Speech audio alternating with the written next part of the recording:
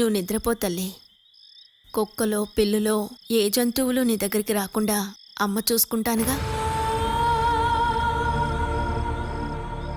నువ్వు హాయిగా నిద్రపో. అమ్మ నిద్రపోకుండా కాపలా ఉంటాను.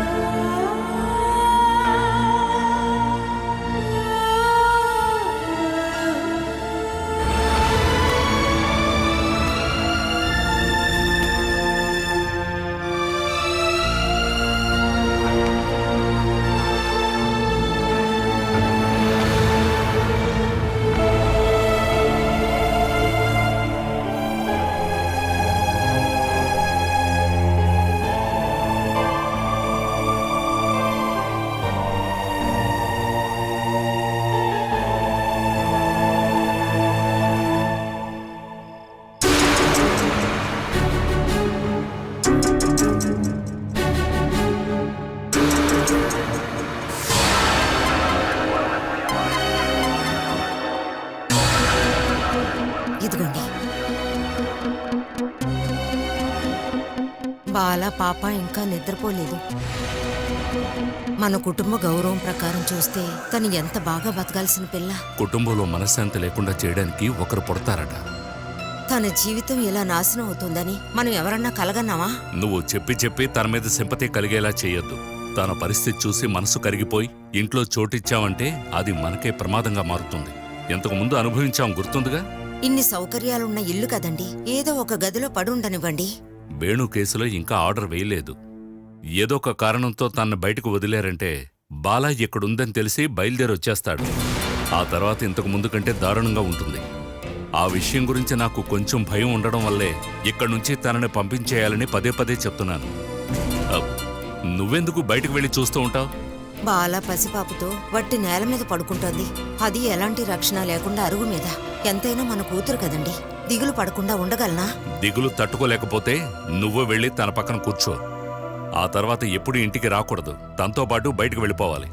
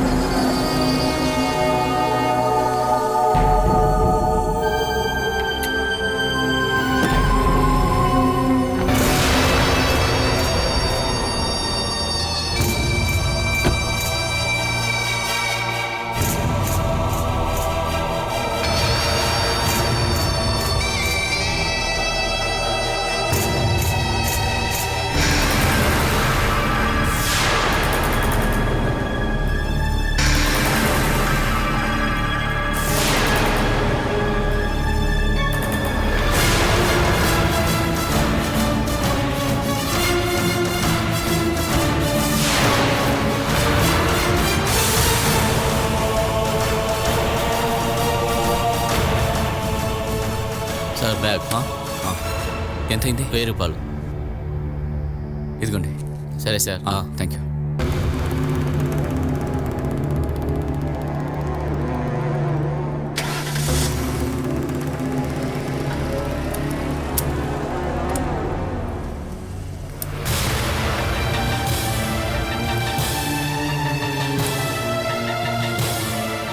నీకింత సామర్థ్యం ఉందని నాకు తెలియలేదే. హరి అన్నయ్య, నాకు చెప్పడానికి 1000 కారణాలు ఉండొచ్చు, కానీ ఒక్కటి కూడా ఇప్పుడు నువ్వు చేస్తున్న పనికి న్యాయంగా ఉండదు.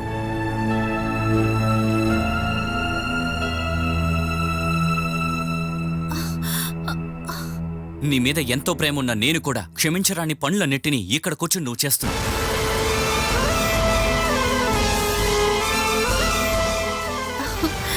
ఏంటి నువ్వు అలా నుంచున్నావు? హరి, ఏంటి చెప్పా పెట్టుకుంటే ఎలా వచ్చా? అక్కడ నేను ప్రశాంతంగా ఉండలేని పనులన్నింటినీ ఇక్కడ కూర్చుని ఒక్కొక్కరు చేస్తున్నా.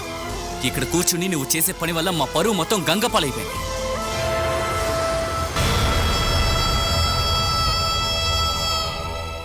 నీ మీద నాకున్న గౌరవం మొత్తం పోయింది బాలా. వచ్చే రాగానే ఇలా గుమ్మాల నుంచుని అరవకుండా దయచేసి లోపలికి రా. చుట్టూ ఉన్న వాళ్ళకి చుట్టాలకి మా పరువు పోయినందుకు నువ్వేం సమాధానం చెప్పాలనుకుంటున్నావు? ఏంటి మౌనంగా నుంచున్నావు? హరి, ఈ విషయం గురించి మాట్లాడడానికి ఇంకా టైం ఉంది కదా, రా వెళ్దాం. ఎప్పుడు కూడా నీ గొడవలు మాత్రమే నీకు ముఖ్యం. నీ వల్ల మా పరువు మొత్తం పూర్తిగా పోతుంది. ఆ విషయం ఎప్పుడైనా ఆలోచించావా నువ్వు? బాలా, నిన్నే అడుగుతున్నా. గుమ్మాలనే నుంచుని ఇలా అరవకండి, అందరికి వినిపిస్తుంది. ఇలా షౌట్ చేసి మాట్లాడి మీ మేనస్ ని మీరే పాడు చేసుకోకండి. రా. కాదు దివ్య, తను. హరి రా, రా అని చెప్తున్నానుగా.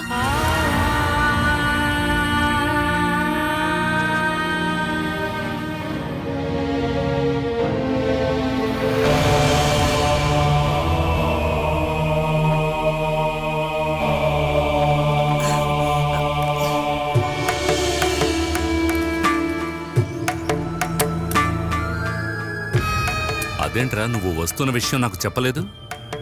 ముందే చెప్తే ఎయిర్పోర్ట్కి వచ్చి ఇబ్బంది పడతారని చెప్పలేదు. బయటికి వస్తే మీకు ఇబ్బంది కదా నాన్న. పైగా ఇక్కడికి వచ్చే వాళ్ళు మీకు చెప్పేసా వస్తున్నారు చెప్పండి.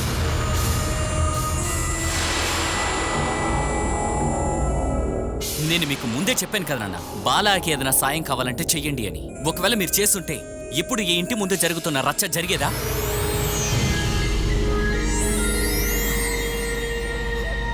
ఊరోళ్ళు మొత్తం చూసి శుభ్రంగా నవ్వుతున్నారుగా. ఈ సమస్యను పరిష్కరించడానికి హరి రావాల్సిన అవసరమే లేదు. ప్రతి విషయాన్ని మీరు మనకెందుకులే అనుకుంటారు. ప్రతి విషయంలోనూ కేర్లెస్గా ఉంటారు. కనీసం నువ్వేనా చెప్పాలి కదా. అనవసరంగా నువ్వు తన మీద అరవకు హరి. బాల మళ్ళీ ఇంట్లో అడుగుపెట్టిందంటే అది సమస్యగా దారితీస్తుంది. అది నాకు నీకు బాగా తెలుసు. ఆ విషయం దివ్య నేరుగా వెళ్ళి చెప్పిందంతే. ఈ కుటుంబం కోసం రాత్రి పగలు చూడకుండా పనిచేస్తున్న నిన్ను టెన్షన్ పెట్టొద్దని చూశాను. అందుకే ఈ విషయం నీతో చెప్పలేదు. బాలా ఇలాంటి పోరాటం చేస్తూ ఇక్కడికి వస్తుందని మేము అస్సలు ఊహించలేదు. బాలా ఇక్కడికి వచ్చిన రోజే నాకు చెప్పుండాలి.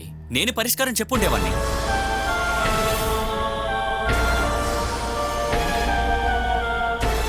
దీనంతటికీ కారణమైన మిమ్మల్ని అనాలి. అంటే ఏంటి? నేను తనను కొట్టి బుద్ధి చెప్పాలంటావా, లేదా అన్నిటిని విసిరేసి తనని బిడ్డని రోడ్డు మీదకి లాగేయాలంటావా? ఈ విషయంలో చేయడానికి ఇది ఒక్కటే ఉందా నాన్న? తండ్రి కొడుకులిద్దరూ అనవసరంగా గొడవ పెట్టుకోకుండా బాల సమస్యని ఎలా పరిష్కరించాలో ఇద్దరూ కూర్చుని బాగా ఆలోచించండి. చూడు, గొడవ పడ్డం ఆలోచించడం కాసేపు రెస్ట్ తీసుకున్నాక చేద్దాం. అవును, ఆలోగా నేను భోజనం రెడీ చేస్తాను. కేవలం నాకు 5 రోజులు మాత్రమే సెలవు. వెళ్లే ముందు బాల విషయంలో నిర్ణయం తీసుకునే వెళ్తాను. తన్ని వేణు వాళ్ళ ఇంట్లో వదిలిపెట్టాలి. దీనికోసం ఎందుకు హరి సౌదీ నుండి రావాలి? మీరు మావయ్య తను అక్కడికి తీసుకువెళ్ళొచ్చు కదా, లేదంటే అజయ్కి చెప్పండి. వాడింకెప్పుడు బాల విషయంలో ఏం జరిగినా నేను జోక్యం చేసుకోనని చెప్పి వెళ్ళాడు.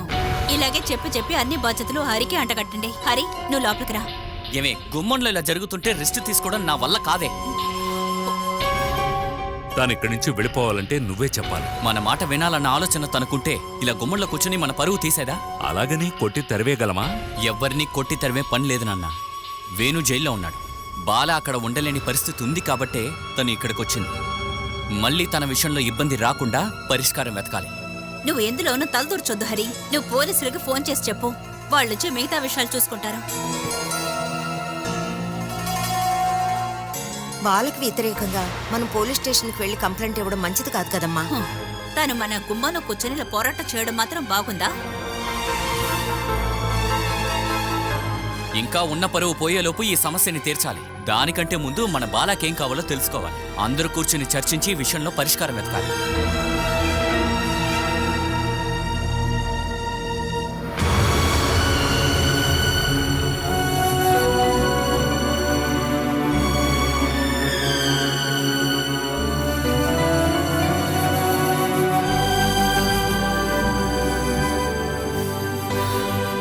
చూడ్డానికి ఆశపడేటప్పుడు నువ్వు వస్తే నీతో మనసు విప్పి మాట్లాడే పరిస్థితి కూడా ఇప్పుడు ఈ ఇంట్లో మనకి లేదు కదా హరి. బాలా విషయంలో పరిష్కారం వెతుకుదామని నేను సెలవు పెట్టి ఇక్కడికి వచ్చినా సరే నిన్ను చూడ్డానికి ఓ 2-3 రోజులు నీతో సరదాగా గడపాలని నేను ఇంత దూరం వచ్చాను. నువ్వు బాల విషయంలో దయచేసి తలదూర్చొద్దు. వేణు ఇప్పుడు జైల్లో ఉన్నాడు కదే, అప్పటి వరకు తను సురక్షితంగా ఉండాలిగా. బాలకేమైనా చేయాలంటే అది మావేని చేయనివ్వండి. ఇంతకు ముందులా కాదు. బ్రోకరింగ్ చేయడం వల్ల ఆయన చేతిలో కాస్త డబ్బుంది. ఒక కార్ బుక్ చేయాలని కూడా మావి అప్పుడప్పుడు అంటూ ఉంటున్నారు. నిజంగా అంటున్నాను. బాల విషయంలో నువ్వు కంగారుపడి ఏ నిర్ణయం తీసుకోవద్దు హరి. అందరూ నీ నెత్తి మీద కూర్చోడానికే వెయిట్ చేస్తున్నారు. తన విషయంలో ఎక్కువగా బాధ్యత తీసుకోవాల్సింది నాన్నే. చేతిలో డబ్బులు పెట్టుకుని లేనట్టు నటిస్తున్న వ్యక్తి దగ్గరికి వెళ్ళి డబ్బులు కావాలి అలా అని ఎలా అడగమంటారు? ఓ, మనం కాస్త డబ్బు ఇవ్వకుండా బాల ఖచ్చితంగా గణించి వెళ్ళదు. ముందు మాట్లాడి చూద్దామే, ఆ తర్వాత ఆలోచిద్దాం.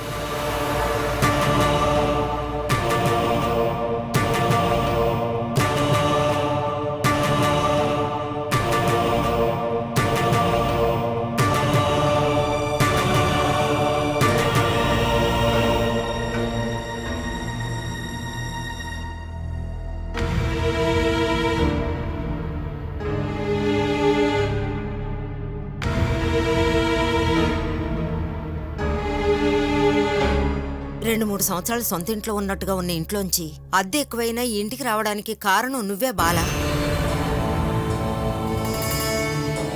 వేణు నువ్వు కలిసి ఆ ఇంట్లో ఉండడానికి వచ్చినప్పుడు ఎన్ని సమస్యలు తలెత్తాయి. ఇప్పుడు ఇక్కడ కూడా వచ్చావు. అందరి ముందు మమ్మల్ని అవమానించాలన్న ఉద్దేశంతోనే కదా ఇక్కడికి వచ్చావు. ఇవన్నీ నీకు ఆల్రెడీ చెప్పాను కదమ్మా. నేను ఎక్కువగా మాట్లాడితే నాకు బాగా అహంకారం ఎక్కువైందని నువ్వంటావు. ఊరికినే ఏమీ అనలేదుగా, నువ్వు చేసినందుకేగా. నా నీచమైన పరిస్థితిని నేను నీకెలా అర్థమయ్యేలా చెప్పను? నువ్వు నాన్న దివ్య అన్నది హరి అనే డిసైడ్ అవ్వాలనేగా. ఇప్పుడు అన్నయ్య వచ్చాడుగా, ఏం డిసైడ్ అయ్యాడు? ఆ విషయం మాట్లాడడానికే నిన్ను లోపలికి రమ్మన్నారు. ఎవరు? మీ నాన్న హరి. ఇది ఇలాగే వదిలేస్తే కరెక్ట్ కాదు కదా. నువ్వు లోపలికి రా.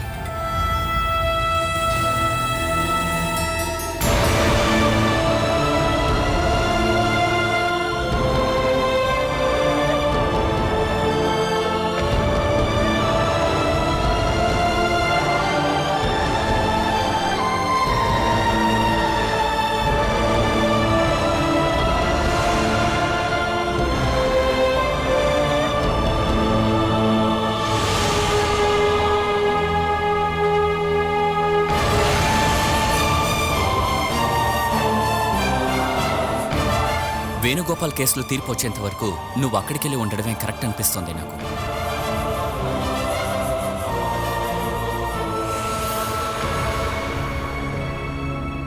తను జైలుకి వెళ్ళిపోయాడు కాబట్టి అక్కడున్న వాళ్ళు ఏదైనా అంటారని భయపడి బిడ్డను తీసుకుని వచ్చేసావా ఇక్కడికి?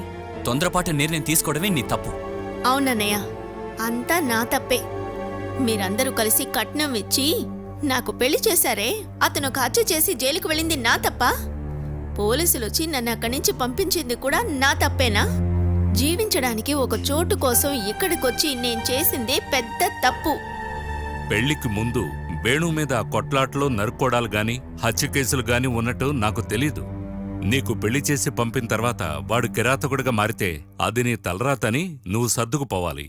మీరందరూ కలిసి నాకు రాసిన తలరాత అలా చెప్పచ్చు.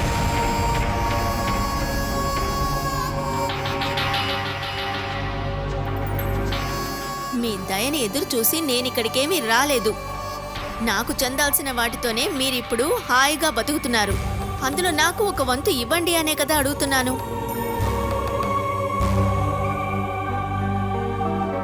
మన ఇల్లు అమ్మినప్పుడు నా పెళ్లి కోసం ఉంచిన డబ్బు తీసుకునే కదా అన్నయ్య ఫారిన్కి వెళ్ళాడు. అజయ్ని ఇంజనీరింగ్ చదివించింది నా పెళ్లి కోసం ఉంచిన డబ్బు తీసుకునే కదా నాన్న. మీరందరూ ఇప్పుడు హాయిగా ఉంటున్నది నా డబ్బుతోనే కాదని చెప్పగలరా?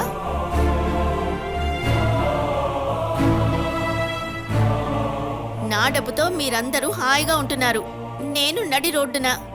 హాయిగా ఉంటున్నావా? ఇప్పుడు కూడా మేము అద్దింట్లోనేగా ఉంటున్నాం. అది మీ వల్లేగా నాన్న. ఇల్లు కట్టడం కోసం అనే చోటు కొన్నాడుగా, కారు కొనడానికి అడ్వాన్స్ ఇచ్చారటగా. ఇది ఆ ఆటో డ్రైవర్ చెప్తేనేగా తెలిసింది. ఉహుం, ఎలా తెలిసింది అని కాదు, చెప్తున్న విషయం నిజమేగా. చూడు నాన్న, ఎప్పుడు అద్దెంట్లోనే ఉంటే ఎలా? సొంతంగా ఒక ఇల్లు ఉండాలి, సౌకర్యాలు ఉండాలి. ఆ మాత్రం దానికి ఈర్ష్యపడితే ఎలానే? ఈర్ష్యతో అనడం లేదు, మీకు కావలసిన వసతులన్నీ దొరికాయి. నడి రోడ్డున ఉన్నది నేనేగా. నాకు బిడ్డ ఉంది, ఇంకో బిడ్డ కడుపులో పెరుగుతోంది.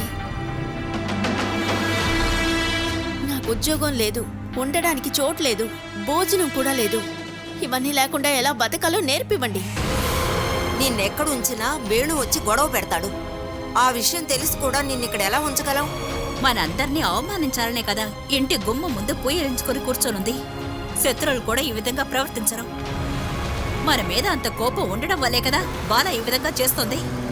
అందుకని బాల ఇక మీదట ఇంట్లో ఉంచడానికి ఎటువంటి కాంప్రమైజు నేనిక ఖచ్చితంగా చేయలేను. చూడు బాల, వేణు ఇంట్లో నేను మాట్లాడతాను. ఆ ఇంట్లో వేణు కూడా హక్కుంది కదా.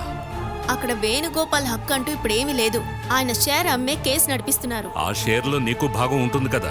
మీరిద్దరూ వెళ్ళి నాకు ఇప్పించండి. ఏ ఇబ్బంది లేకుండా ఆ ఇంట్లో చేర్చే పని నేను చేస్తాను నాన్న. అయితే త్వరలోనే నువ్వు మా శవాల్ని చూస్తావు.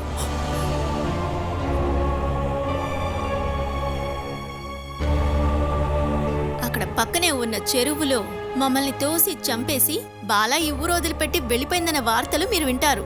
మరణాన్ని వెతుక్కుంటూ ఆ ఇంటికి వెళ్ళడం నా వల్ల కాదు. అద్దెంట్లో ఉండడానికి నేను ఏర్పాటు చేస్తాను.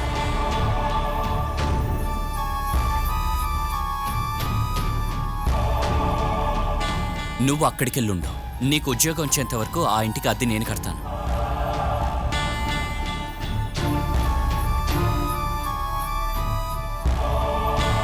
ఈ తప్పని నన్ను ఇంకేం చేయమంటావు నాన్న? నీ పరిస్థితి నాకు అర్థమవుతోంది. నీ భార్యకి కోపం తెప్పించకు. నేను వెళ్ళిపోతాను.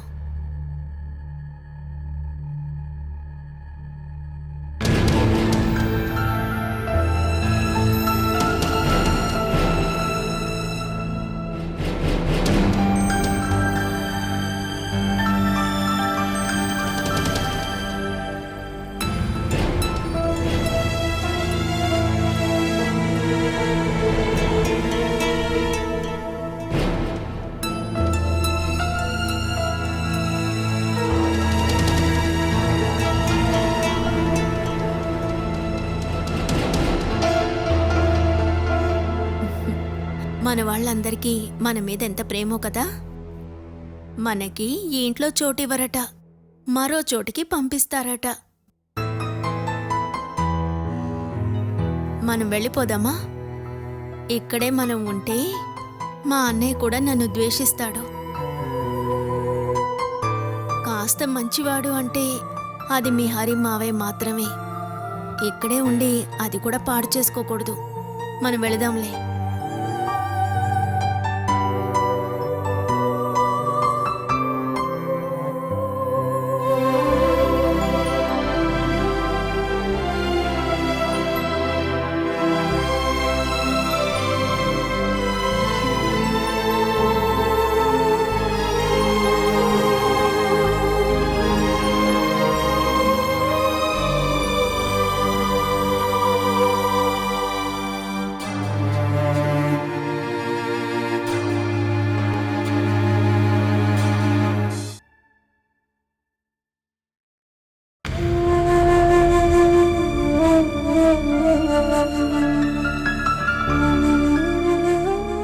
ఇంకో 2-3 రోజులే నువ్వు ఇక్కడ ఉండబోతున్నావు. ఈలోగా నువ్వు ఎక్కడికని వెళ్ళి అద్దీలు వెతుకుతావు? అవసరమైతే ఒక్క రోజులో ఇల్లు వెతికి రెండో రోజు అక్కడికి వెళ్ళిపోయే వ్యక్తులు కూడా ఇక్కడున్నారుగా.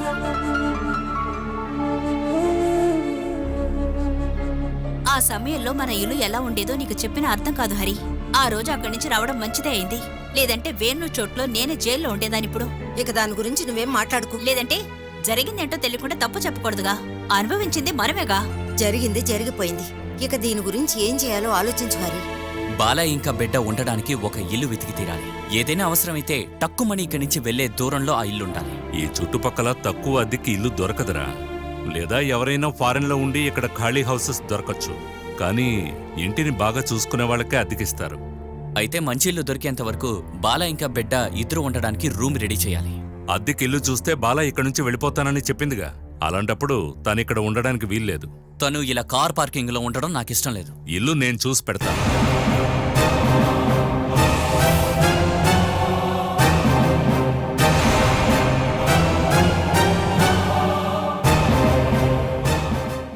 ఇదిగో ఈ డబ్బులు తీసుకో. నువ్వు రాకుండా ఉండుంటే నేను ఇంకా ఆ కార్ షెడ్లోనే పడుండేదాన్ని. లేకపోతే అక్కడ ఉన్నందుకు నా మీద పోలీస్ కంప్లైంట్ ఇచ్చేవాళ్ళు. నువ్వే అన్నయ్య నన్ను కాపాడావు. నీ గురించి ఎప్పుడు నేను ఆలోచిస్తూనే ఉంటాను.